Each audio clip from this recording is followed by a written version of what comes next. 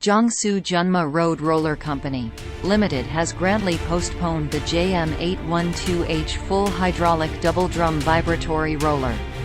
This series of rollers is a double-drum vibratory road roller that draws on advanced foreign technology and combines with China's national conditions. The front and rear frames of this model are symmetrically arranged, connected by a middle articulated frame, and the load is evenly distributed between the front and rear drums. Hydraulic double drum drive, 2-speed continuously variable transmission. The front drum and rear drum can vibrate separately and together, all of which are electrically controlled with delayed starting and single-frequency dual amplitude. JM812H is mainly suitable for compacting asphalt pavement on highways, as well as for compacting concrete. This machine is equipped with a cabin lifting device to operate a hydraulic hand pump.